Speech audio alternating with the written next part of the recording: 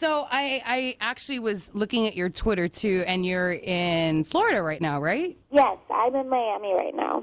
Are you working with Timbaland? Timbaland, yes. Is that what's going on right now? Yeah, so cool. So you guys working on a song for your new album? Yes, we're working on songs for both his album and mine. Oh, okay. So we're collaborating together, and I'm really excited. Everything's turning out really good. God, he is such an awesome producer. Yeah, he's incredible. That's amazing. Who else? Are you? Because your album is going to be out September 20th. Yes. Are you working with anybody else other than Timbaland?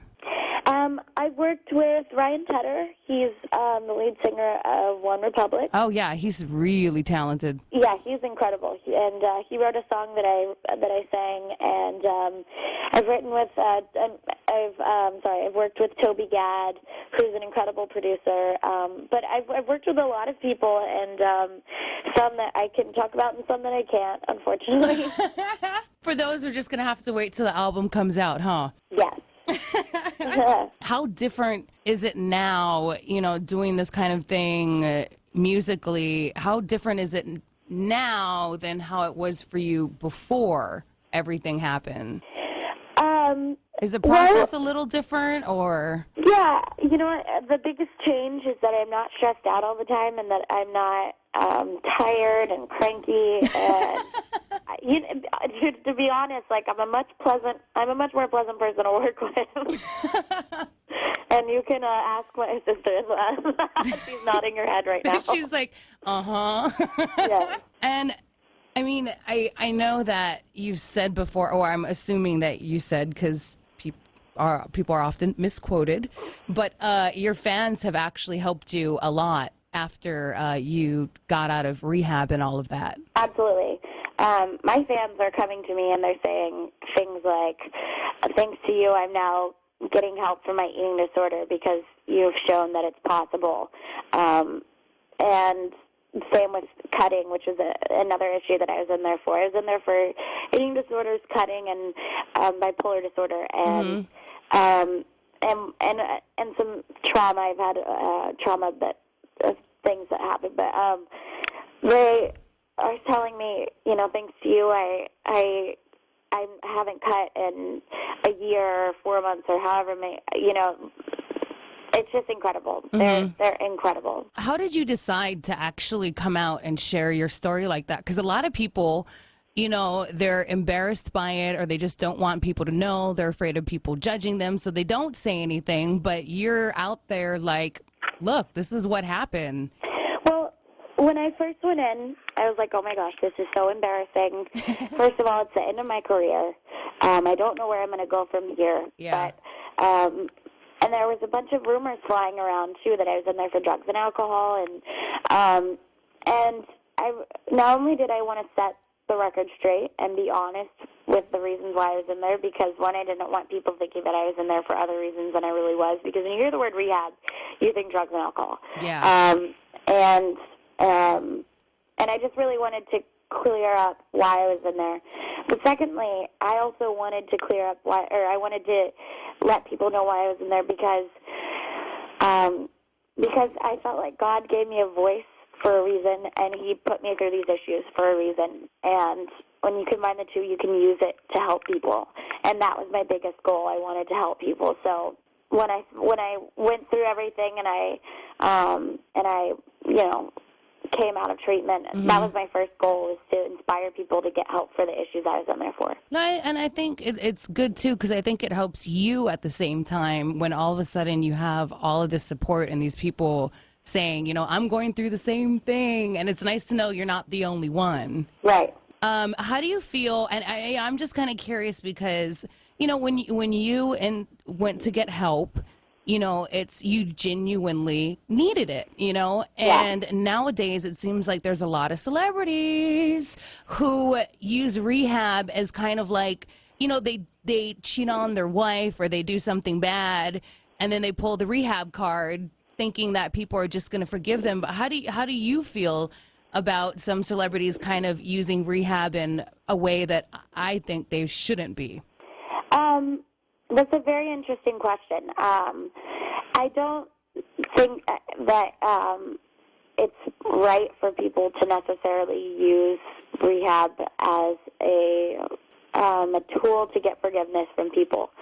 But at the same time, I have to think, are there other issues that people are dealing with that we don't know of? Mm-hmm. And better that someone go into rehab unwillingly than not go at all. That's And, true. At first I didn't want to go. I knew that I needed to, but I definitely didn't want to go. Yeah. And I went, and thank God that I went.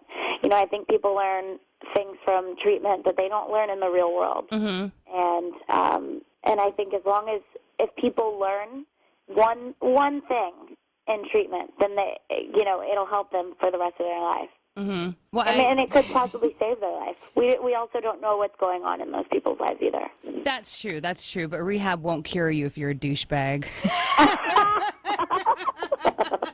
That's why I'm always like, you're just a douche. There's no rehab for that. That's just how you are. But anyway, I was curious to see what you thought about that. I think that's really funny. I'm going to use that. That's so funny.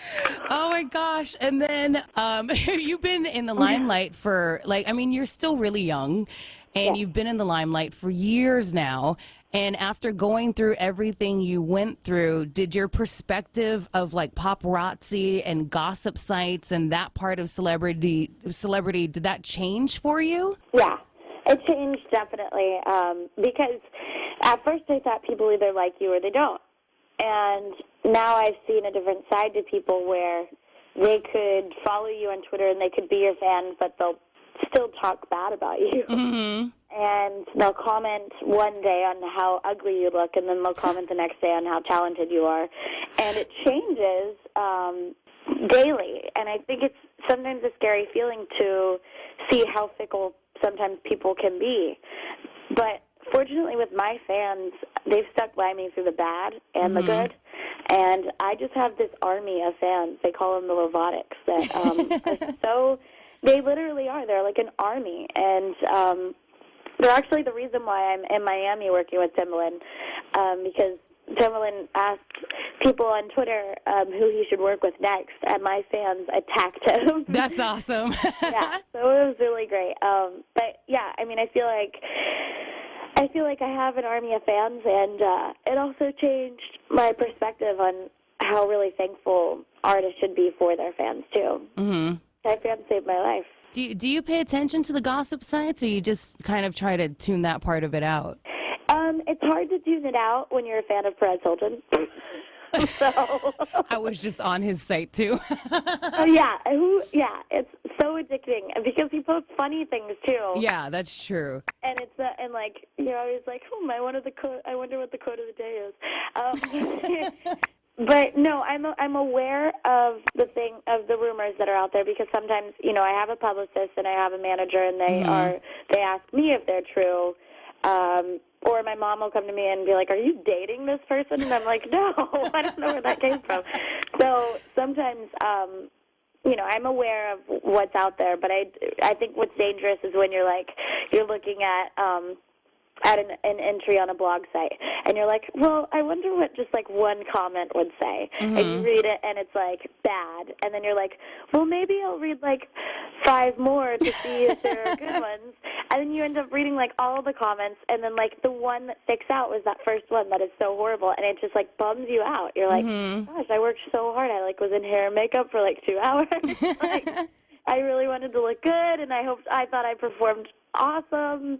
And haters are gonna hate. Exactly. You just have to be accepting of, you're not going to please the world, Yeah. But you can inspire people, and you can hopefully save lives, and that's what my purpose on earth is. That and I'm so glad that you came out with all of this. And I'm really, really excited to hear the new album. Your first single, Skyscraper, is so popular. And then, Jordan Sparks did the cover on YouTube, which was awesome. Yeah, it was beautiful. Yeah. So what can your fans look forward to on the new album coming out? What they can look forward to is, well, it's kind of all over the place. I try to sum it up and say, it's more R&B, it's more pop. But to be honest, there are more songs like Skyscraper, and yet there are dance songs that are, could be played in clubs. Mm-hmm. So it's all over the place, but I love it because that's kind of where I am musically. I don't listen to just one genre of music. And to be honest, I'm kind of all over the place. So I definitely think that there's not really a specific way to describe my album. Maybe that'll change while I'm down here. We'll have more songs, and I can, decide which ones are going to make the album, and then I'll be able to come out with a clear description. But for right now, there's not really a description. We're going to have to wait and see. Yes. Well, thank you for taking the time out to chat with us. Thank you for taking the time out to chat with me. That's a very lovely Demi Lovato, and don't forget her new album is going to be dropping on September 20th.